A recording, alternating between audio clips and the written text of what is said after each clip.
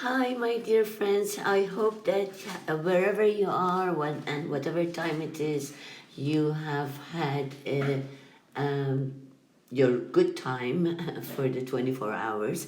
And we're going to continue our lessons today. I'm going to be talking today about the Prophet Muhammad. I'm going to go a little bit more into the details of his life and then we're going to pick up on we're going to discuss the Sunni Shi'i divide in early quote unquote Islamic history. Before I proceed, my friends, I am going to tell you this is the version that I'm giving you is the narrative of Islamic origins given by Muslims themselves, right? But I'm of course presenting it to you from a secular perspective.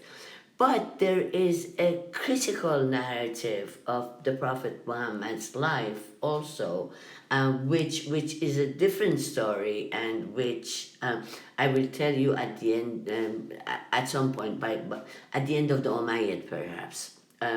Okay, so and please forget this business here because it messed up my PowerPoint was messed up. But okay, so we go back to the genealogy of Prophet Muhammad, right, my friends? You see that Abdulmanaf was one of the great ancestors of the clan of Hashem, right? So Prophet's father was Abdullah and his grandfather was Abdul Muttalib, right? Um, and so and his mother was, as you will see here, Abdullah, well, you don't see here, but his mother was Amina. We're going to go to another chart which reflects the mother. So Prophet Muhammad was born by through his father Abdullah plus his mother Amina, right?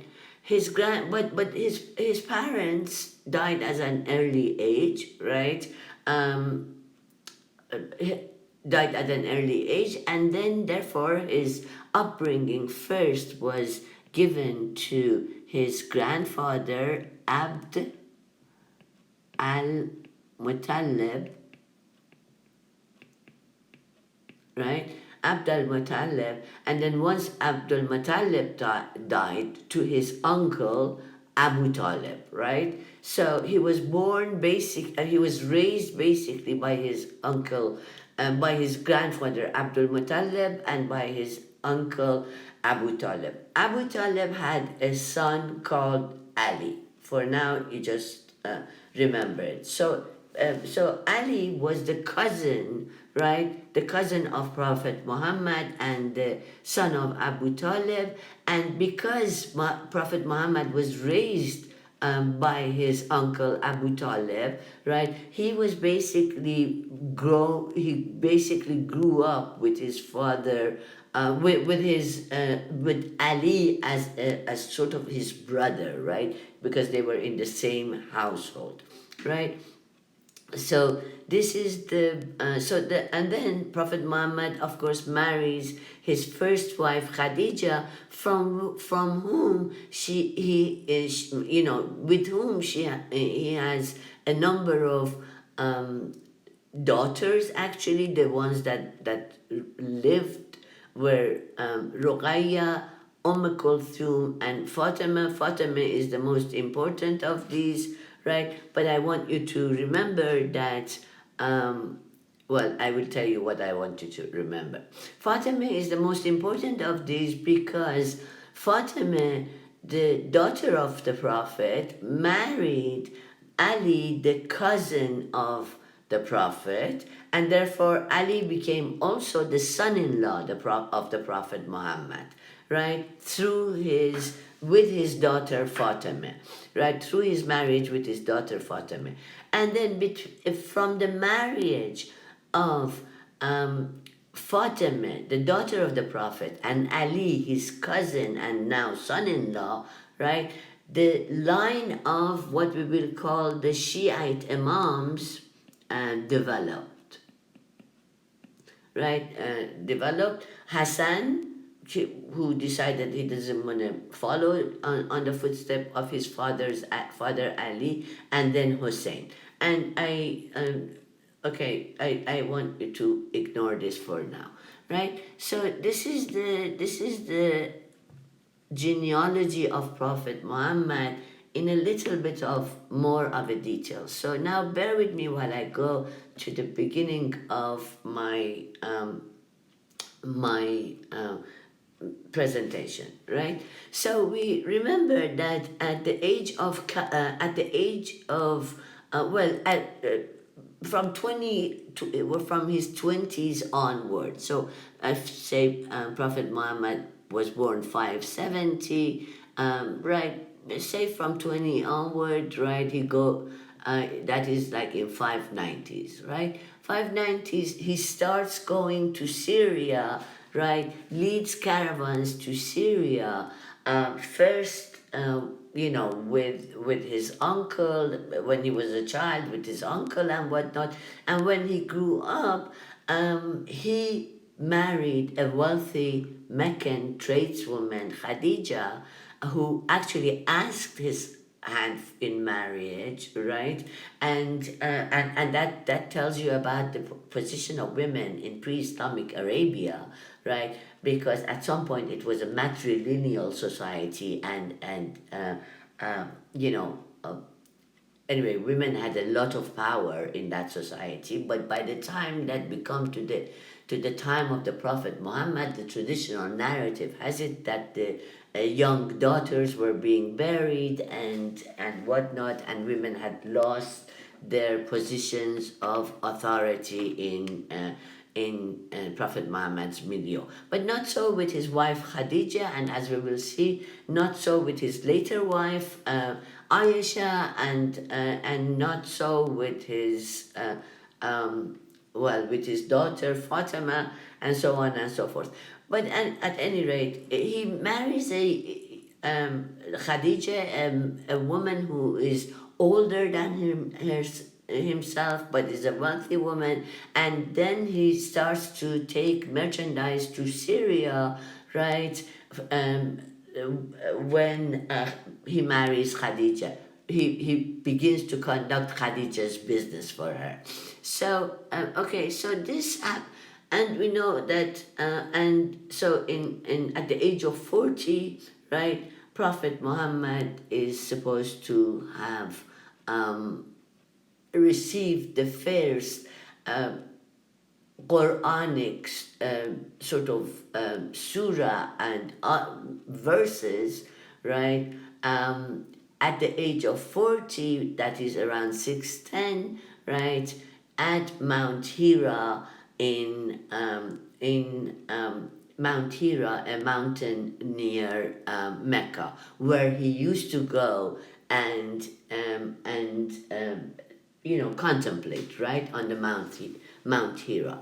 So once that happens, and that's in 610, right, and the Prophet is still continuing his sort of trades to the north in Syria. Now, if you recall, last time we talked about the Sasanians and the Byzantines, and we talked about the fact that from 602 to 628, right, the Iranians, the Sasanians, had conquered, they had Mesopotamia under their rule, they had conquered Syria, they had conquered Syria, they had conquered Egypt, they had Mesopotamia, and they had conquered Yemen, right? I mean, you have your maps in your mind now, and you remember that once the Prophet Muhammad starts in the middle of when Prophet Muhammad is going back and forth to Syria from at least 614 to 628, he is going to a Syria that is under the Sasanian control, right? Under the Sasanian control, and I cannot tell you enough about the importance of this aspect of the prophet's life, and this is something that you never learn through the traditional narrative, right? But anyway, remember that so prophet gets his sort of first revelation from the angel Gabriel from the mouth of God, right? And that becomes the first verse of the first surah or chapter of the Quran, and that is the surah of the surah in which this number of verses appear. اقرأ باسم ربك الذي خلق الإنسان من العلق, right? Recite in the name of God, thy God, the God who created man from a blood clot, right? But meanwhile, he's after 610 he begins proselytizing, and we remember that the small community is harassed by the Muslims. We remember that some say that Khadija was the first convert, some say that and Ali were the first converts. Some say that Khadija and Omar were the first converts. Anyway, the small community of Mecca here, right?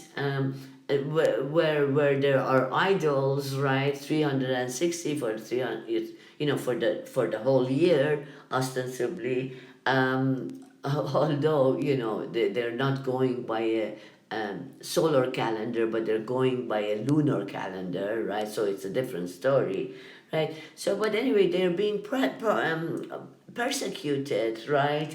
And Prophet Muhammad sends a group of people to Ethiopia, to the Christian king of Ethiopia, which is known by the epithet, Nagus, right? And they're sort of well received and whatnot, and some of them stay there, but some of them come back, right? And when the community becomes continues to be under persecution, right? What happens? A very, very important event takes place, and that's the fact that Prophet Muhammad, with his small community, emigrates from where? From Mecca, which you see here, right, to Medina, which is the northeast. You see the northeast of Mecca, right? And of course, Syria is even more to the north of it, right? They go from Mecca to Medina, and that becomes the year 622. That is sort of coincides with the year 622, and that becomes the first year of the Muslim calendar of Hijrah, the Hijri calendar, the first year of Hijrah, and Hijri calendar, right? Okay, so you remember that we had talked about the Meccan trade routes, and the fact that Mecca was on the trade routes. Well, which trade routes was Mecca on? We are told, right, that here is Mecca. Close to it is Taif, right, and Yamama, right, my friends. So from Mecca they go to Medina. Now, Meccan trade, of course, went through Medina in order to get to Syria, to Damascus here, right? And Meccan trade also went to where? To Yemen, Arabia Felix, if you remember, right? Arabia Felix, happy Arabia, right?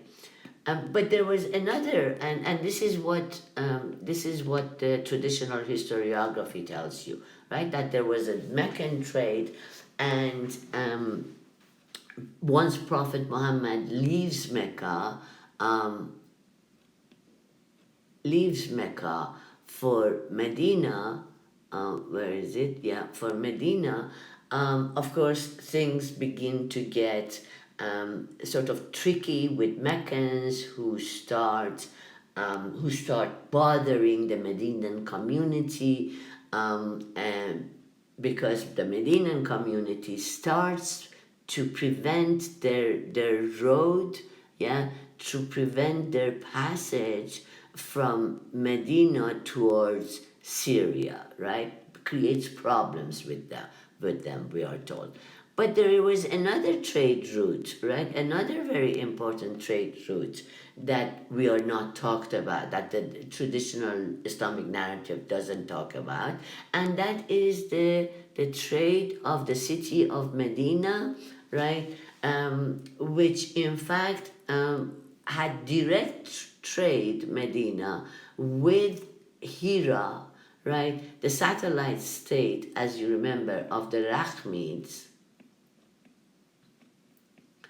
of the Sasanian Empire. So actually, Medina, Sasanians were getting direct taxation from Medina, actually, not from Mecca, right? Because Medina too was a center of trade, and in fact, the Jewish population of Medina, like the Jewish population of Yemen and the Jewish population of Mesopotamia and Greater Syria, right? The upper echelons of this population were involved in trade, and the Medinan community was for the most part a Jewish community when the Prophet Muhammad uh, makes the journey from Mecca to Medina and makes the hijrah, right? He comes to a city, Medina, which is a center of trade and where the Jewish population have control over this trade. And in fact, he comes and settles right in the middle of the encampments of various Jewish communities in the center of trade, right? Prophet Muhammad, right? So this was also an economic move. It was not just what the tradition tells us. This was very much an economic move as well. Okay, so this Meccan trade was going on, but then Prophet Muhammad makes the hijrah and things start to get complicated, right? So, and a number of, once Prophet Muhammad is in Medina at 622, a number of battles takes place between the Meccan community and the Medinan community. The first of these happened actually 2 years after Prophet Muhammad enters Medina. It's called the Battle of Badr, and the it is anticipated, it is started by the Meccans, right? And where you see here, the well, this is the Muslim Council at Badr, right? And this is Badr. You see Mecca, Medina, and this is Badr, right? So the Meccans attacked the Medinans, but the Muslims, so-called quote-unquote Muslims, because I have a whole story about what was the rate of conversion, what was the situation with conversion at this early date in Arabia or any place else in the world, right? Nobody is really there's a very small community of Muslims at this point in Medina, right? So anyway, they are attacked by the Meccans at Badr, and the Muslims get a victory, and that happens in 624. There are three wars that happen: the Battle of Badr that takes place in 624, the Battle of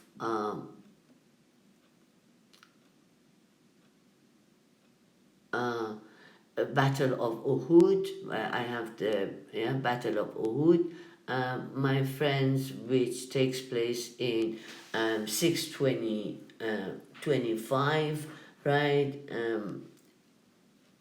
And that's the Battle of Uhud, and then 624, 625, and then finally the Battle of Trench at 627, where again in the Battle of Uhud the the Meccans are victorious, right? So there is a, the reputation of the prophet and this small community goes down, right? But the Battle of Trench, they have a major victory against um, the the Meccans, and then the as a result of these wars, the traditional narrative has it that the uh, the lot of the Medinan community became much better, and the reputation of the Prophet Muhammad started growing, and from all over Arabia, right? We have basically from all over Arabia, you have Muslims coming to the Prophet Muhammad, right? And this is after 627, right? And giving their oath of allegiance to the Prophet Muhammad. The Islamic narrative of, excuse me very much, my friends. The Islamic narrative of origins talks about the fact that these tribes became Muslims, right? But in fact, what was happening most probably was that these tribes had already they had contracts with each other for trade businesses where they made collaborative sort of syndicates, right, between two tribes. That, one tribe says, okay, I want to take my merchandise from Medina to Hira, right, and the tribe of Tamim is in the middle. So the Medinans say, Tamim, let's make a deal. You protect our caravans from going from Medina to Hira, right? And we will give you a percentage of the trade, the profits of the trade. So this was the situation before, during the time of, prior to the rise of Prophet Muhammad, right? In the Meccan and Medina's community, right? So one with the victory of the of Prophet Muhammad and his small community in Medina against the Meccans, right? These people come and they established their collaboration with Medina, right? Trade collaboration, basically. That's the way, Muslim narrative of origin tells us that they became Muslims. And of course, that is not true because the nomadic populations in general, yet the nomads of Inner Arabia, those who were called Arab actually by the settled population, right?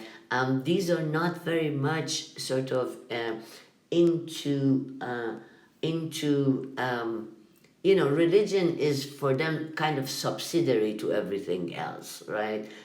So you can't expect any sincere conversion on their part to the fold of Prophet Muhammad's community. So this is the last war takes place in 627. Prophet Muhammad's reputation and prestige goes through the roof. So is the Islamic narrative of origin, and that leads the Prophet Muhammad to gain, sort of courage, and his community to gain courage, and then in 628, yeah, and the Prophet Muhammad and the Muslim army. The Prophet Muhammad and his army, right, go to Mecca, and here you see that they are destroying the um, they will be destroying the idols that are set in Mecca, and makes Mecca the house of God, house of which God? Allah, yeah, the God, right? Um, so that is in 628. Um, Shortly after his conquest of Medina, Mecca, Prophet Muhammad goes back to Medina actually, and it is in Medina that the Prophet Muhammad dies, right? So the death of the Prophet Muhammad, the narrative goes, created a lot of a lot of questions for this newly rising community. The question was, okay, now the Prophet Muhammad has gone, now that he has gone, who is going to lead this small community? What is going to be the nature of succession to the prophecy of um, to Prophet Muhammad, because after all, he was the seal of the Prophet. So whoever comes after him cannot be, remember we talked about it, cannot be, a religious figure, must be a statesman, because Prophet Muhammad had become so-called a statesman, and this is previous scholarship, a statesman and a religious leader at the same time, right? And so, but he cannot, whoever goes after him cannot be a religious leader. So what is it supposed to be? A tribal leader, someone who arbitrates? Does he have to have more real power? The question of divine sanction, right? Who is going to choose the next the successor to the Prophet Muhammad? Is it supposed to be on basis of, suppose you decide on a statesman, is it supposed to be by the consensus of the community, or is it supposed to be like the Sasanians and Byzantine empires by hereditary succession, who were to be the elite of these communities, and so on and so forth.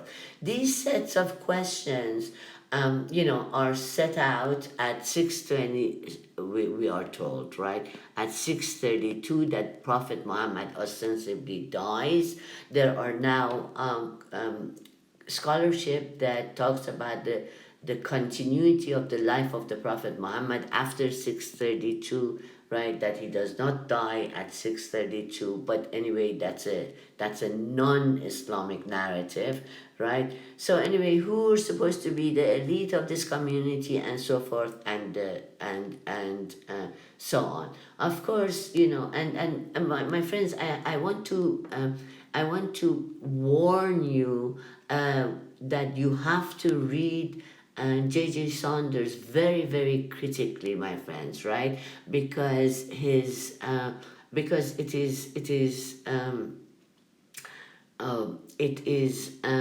very old school, right? And we do not have a new book on the history of medieval Islam that I could have given to you. So you have to. He's giving the whole story narrative of Islamic origins based on the Muslim narrative of origins, right? Okay, and so part of the stuff that I'm talking about is not in there. The critical stuff is not in there. So anyway, the community finally decides that, okay, there should be a consensus of the community, and they get together and they choose Abu Bakr, right? Abu Bakr as the Khalif successor of the Prophet Muhammad. And we know that Abu Bakr is supposed to have ruled as the Caliph from 632 to 634, only for 10 years, right? but from the very early on, right, there was another group that said, look, we beg your pardon, right? Prophet Muhammad was raised with Ali, Ali ibn Abi Talib, Ali the son of Abu Talib, as his brother and cousin, and son-in-law, and so there is blood there is the same blood in Ali, and therefore the question has to be decided by hereditary succession, right? And the argument was that you people, you don't know, but before Prophet Muhammad died at Ghadir Khum, right?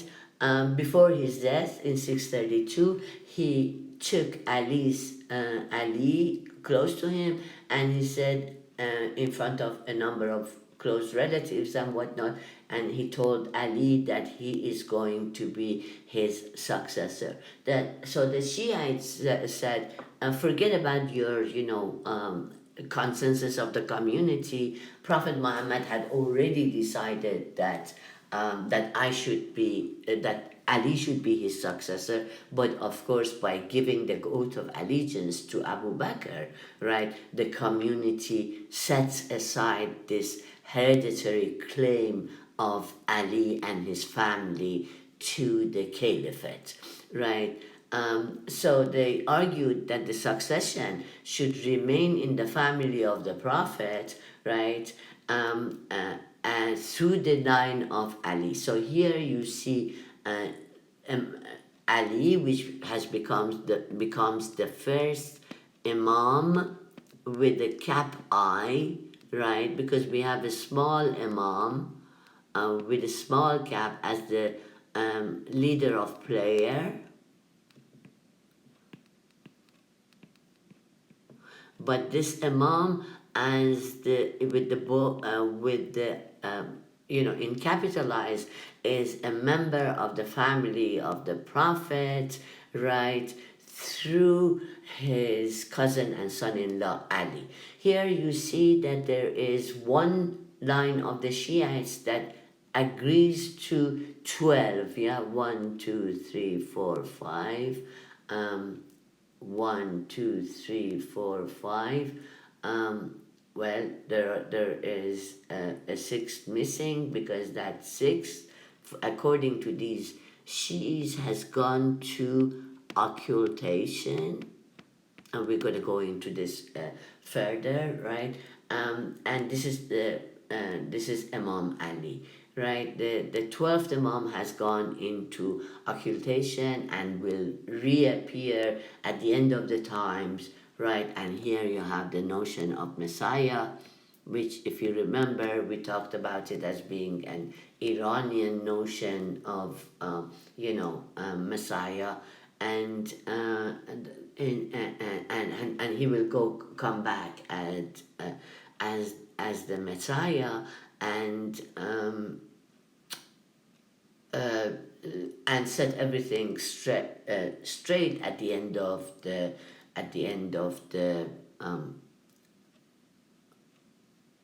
the times. So, my friends, it went too much. It became too. I will stop here and continue later.